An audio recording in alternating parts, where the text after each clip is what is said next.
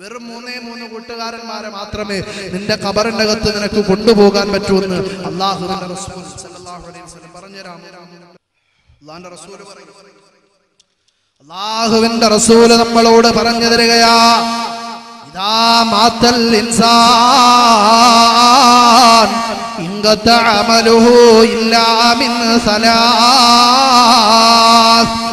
ഒരു മനുഷ്യൻ മരിച്ചു കഴിഞ്ഞാൽ നിന്റെ വലതേ കണ്ണ് നിന്റെ ഇടതേ കണ്ണിനോട് സലാം പറഞ്ഞാൽ, നിന്റെ വലതേ കൈ നിന്റെ ഇടതേ കൈയോട് സലാം പറഞ്ഞാൽ, നിന്റെ വലതേ കാല് നിന്റെ ഇടതേ കാലിനോട് സലാം പറഞ്ഞ് നിന്റെ ആത്മാവ് നിന്റെ ശരീരത്തിൽ നിന്ന് വേർപിരിഞ്ഞ് നീ ഖബറിലേക്ക് മടങ്ങിപ്പോയാൽ അല്ലാഹുവിന്റെ റസൂൽ പറയുന്നു, ഓ ഖബറിലേക്ക് നീ കൊണ്ടുപോകുന്നത് വെറും 3 കൂട്ടുകാരന്മാരെ മാത്രമാ.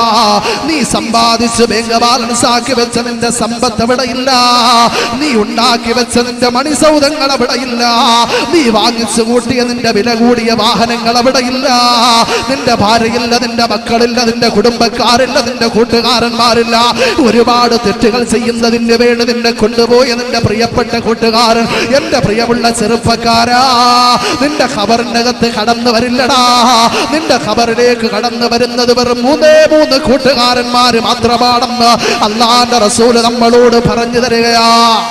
ഖബറിലേക്ക് നീ കൊണ്ടുപോകുന്നത് വെറും 3 കൂട്ടുകാരന്മാരെ മാത്രമാണെന്ന് നമ്മളോട് പറഞ്ഞു തരിക.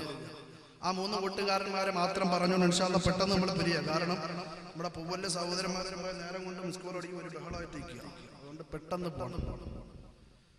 നിങ്ങളാരും വിഷമിക്കണം. കാരണം ഒരുപാട് പറയണമെന്നൊക്കെ ആഗ്രഹമുണ്ട്, പക്ഷെ അവിടെയും കൂടെ പറയണമല്ലോ. എല്ലാവർക്കും നമ്മുടെ സൗണ്ട് തീരുന്നതുകൂടെ നമ്മൾ എല്ലാവർക്കും പറഞ്ഞു കൊടുക്കണം. നമ്മുടെ സൗണ്ട് തീർന്നാൽ പിന്നെ ആരും നമ്മളെ മൈൻഡും ചെയ്യില്ല. അതിനു മുമ്പ് നമ്മളെല്ലാം പറഞ്ഞു തീർക്കണമല്ലോ. അല്ലാഹു തൗഫീഖ് ചെയ്യട്ടെ, അല്ലാഹു ദീർഘായുസ്സ് തരട്ടെ, ആഫിയത്ത് തരട്ടെ.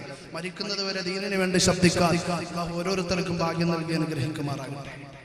അപ്പൊ 3 കൂട്ടുകാരന്മാരെ മാത്രമേ കൊണ്ടുപോകാൻ പറ്റൂ, ബാക്കിയൊക്കെ കൂടെ കളയേണ്ടി വരും. ഒന്നാമത്തെ കൂട്ടുകാരൻ, ഒന്നാമതായി അല്ലാഹുവിന്റെ റസൂൽ നമ്മളോട് പറഞ്ഞു തരികയാ, ആരുമില്ലാത്ത 6 അടി മണ്ണിന്റെ അകത്ത് എന്ത് ചെയ്യണമെന്നറിയാതെ അന്തം വിട്ട് പേടിച്ച് ഭയവിഹ്വലനായി കഴിയുമ്പോ നിന്റെ ഖബറിന്റെ അകത്ത് പടച്ച റബ്ബേ, എനിക്കൊരു കൂട്ടുകാരനെ കിട്ടിയിരുന്നെങ്കിൽ, എനിക്കൊരു കൂട്ടുകാരനെ കിട്ടിയിരുന്നെങ്കിൽ കഠിനമാസങ്ങൾ പങ്കിടാമായിരുന്നല്ലോ, നേരം പോക്കാകാമായിരുന്നല്ലോ എന്ന ചിന്തയോടെ ഖബറിന്റെ അകത്ത് ഒറ്റയ്ക്ക് കഴിയുമ്പോ അതാ നിന്റെ ഖബറിലേക്ക് കടന്നു വരുന്ന ഒന്നാമത്തെ കൂട്ടുകാരനെ കുറിച്ച് അല്ലാഹുവിന്റെ റസൂൽ പറഞ്ഞു തരികയാ, സ്വദഖത്തൻ ജാരിയ, സ്വദഖത്തൻ ജാരിയ.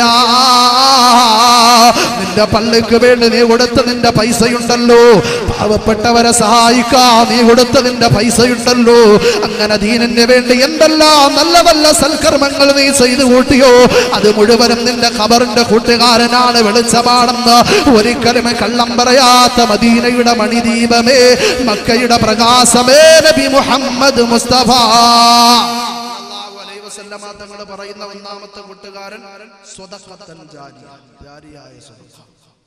ഇൻഷാ അല്ലാഹ് ഖബറിലേക്ക് കൊണ്ടുപോകണമെന്ന്, കൂട്ടുകാരനായിട്ട് കൊണ്ടുപോകണമെന്ന് ആഗ്രഹമുള്ള ആരെങ്കിലും ഒക്കെ ഉണ്ടെങ്കിൽ വിശുദ്ധമായ ഖുർആനിന്റെ ആയത്തുകളുടെ എണ്ണം അനുസരിച്ച് നിങ്ങൾ തന്നെ എന്തേലും മിനിങ്ങാന്നൊക്കെ കൊടുത്തത്, എന്നാലും എനിക്ക് കൊടുക്കണമെന്നൊക്കെ ആഗ്രഹമുള്ളവർ കാണുമല്ലോ. അങ്ങനെ ആരെങ്കിലും ഉണ്ടെങ്കിൽ വിശുദ്ധമായ ഖുർആനിന്റെ ആയത്തുകളുടെ എണ്ണം അനുസരിച്ച് ഖുർആൻ നാളെ ശഫാഅത്ത് ചെയ്യുന്നതിന് വേണ്ടി ഒരു 6666 രൂപ ആരെങ്കിലും ഉണ്ടാ കൊടുക്കാം. അല്ലാഹുവിന്റെ റസൂൽ സല്ലല്ലാഹു അലൈഹി വസല്ലമ തങ്ങൾ നമ്മളോട് പറഞ്ഞു തരുന്നു, നമ്മുടെ ഖബറിലേക്ക് കൊണ്ടുപോകുന്ന ഒന്നാമത്തെ കൂട്ടുകാരൻ സ്വദഖത്തൻ ജാരിയ.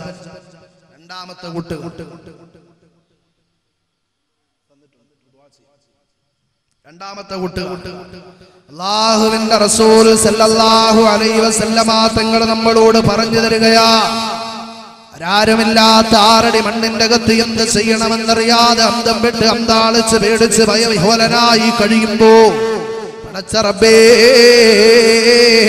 ദുനിയാവിൽ എന്നെ സഹായിക്കാൻ, എന്റെ കൂടെ കഠിനമാസങ്ങൾ പങ്കിടാൻ ഒരുപാട് കൂട്ടുകാരന്മാരുണ്ടായിരുന്നു. അല്ലാ, എന്റെ ഭർത്താവുണ്ടായിരുന്നു, എന്റെ ഭാര്യയുണ്ടായിരുന്നു, എന്റെ മാതാപിതാക്കളുണ്ടായിരുന്നു, എന്റെ മക്കളുണ്ടായിരുന്നു, എന്റെ കൂട്ടുകാരന്മാരുണ്ടായിരുന്നു. പടച്ച റബ്ബേ, എന്നാൽ ഈ 6 അടി മണ്ണിന്റെ അകത്ത് ഞാൻ ഒറ്റയ്ക്കാണല്ലോ. അല്ലാ, ഈ 6 അടി മണ്ണിന്റെ അകത്ത് എനിക്കൊരു കൂട്ടുകാരനെ കിട്ടിയിരുന്നെങ്കിൽ കൊള്ളാമായിരുന്നു എന്ന ചിന്തയോട് 6 അടി മണ്ണിന്റെ അകത്ത് നീ കഴിയും കഴിയുമ്പോ ആ ഖബറിന്റെ അകത്തേക്ക് നിന്നോട് കൂട്ടുകൂടാൻ കളിതമാസകൾ പങ്കിടാൻ കടന്നു വരുന്ന രണ്ടാമത്തെ കൂട്ടുകാരനെ കുറിച്ച് അല്ലാഹുവിന്റെ റസൂൽ നമ്മളോട് പറഞ്ഞു തരികയാ.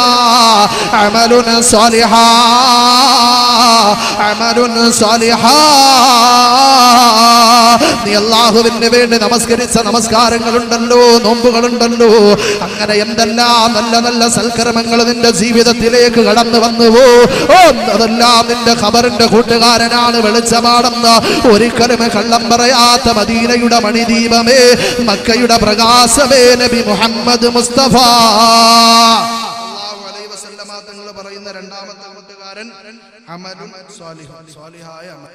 രണ്ടാമത്തെ കൂട്ടുകാരൻ അമലുൻ സ്വാലിഹുൻ, സ്വാലിഹായ അമൽ. ഈ സ്വാലിഹായ അമലിന് ഏറ്റവും ചുരുങ്ങിയത് നമ്മുടെ ഖബറിൽ കൊണ്ടുപോകാൻ 5 നേരത്തെ നിസ്കാരമെങ്കിലും വേണം.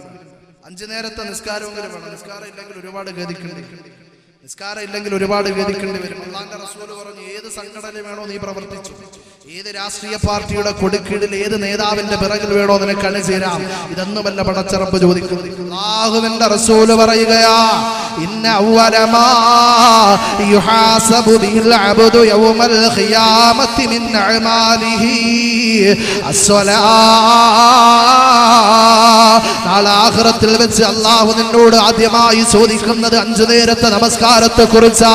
നിന്റെ ജീവിതത്തിൽ 5 നേരത്തെ നമസ്കാരം കൃത്യതയോടുകൂടി കടന്നു വന്നാൽ വിഷമിക്കണ്ട, സങ്കടപ്പെടണ്ട, ദുഃഖിക്കണ്ട, അല്ലാഹുവിന്റെ സ്വർഗ്ഗത്തിലേക്ക് കടന്നു പോകാ.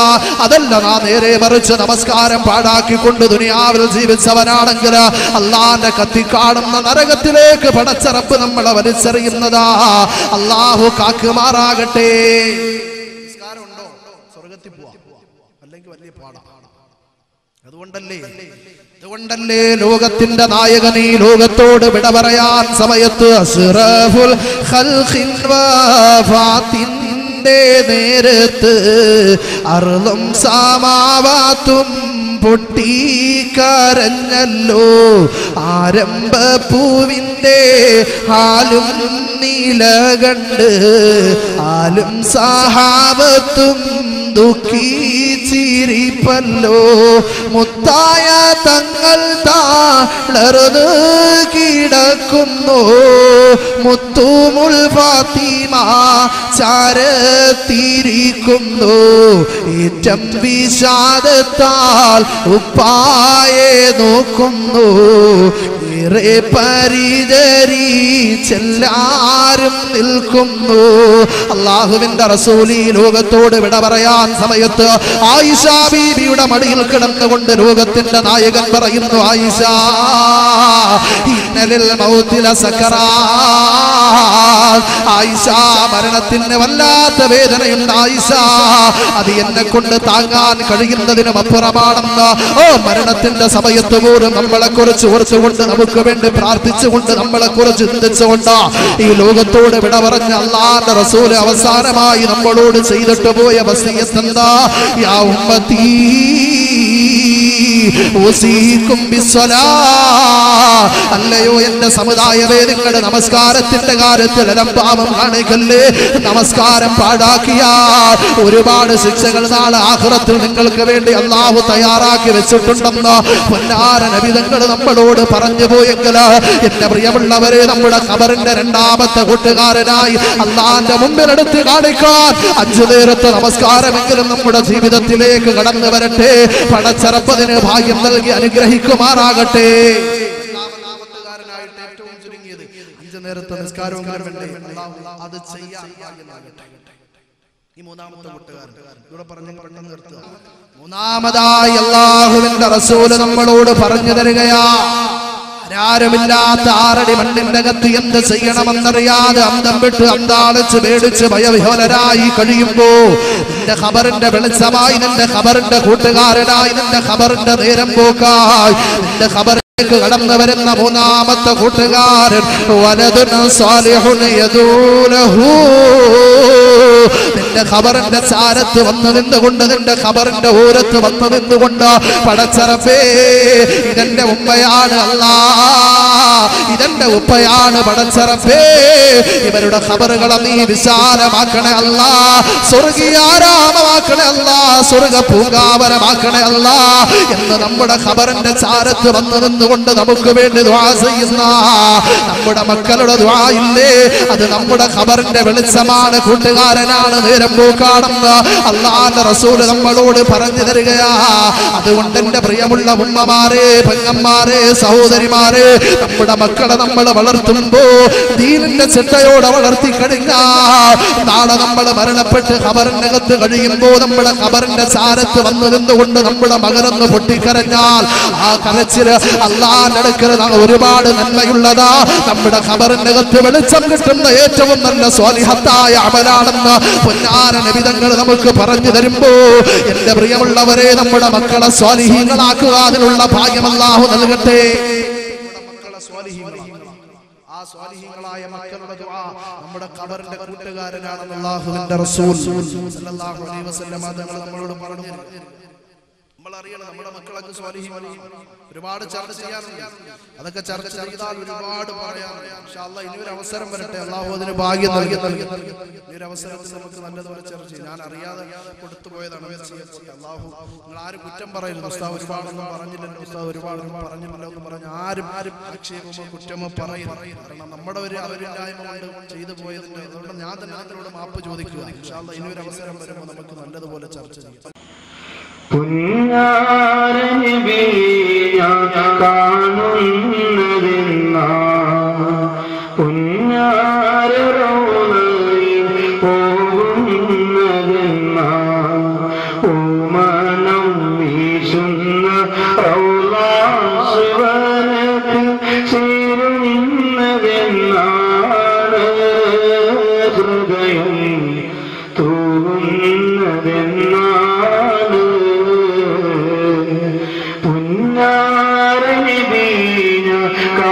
കാണുന്നതെന്നാ പുഞ്ഞാരറോളയിൽ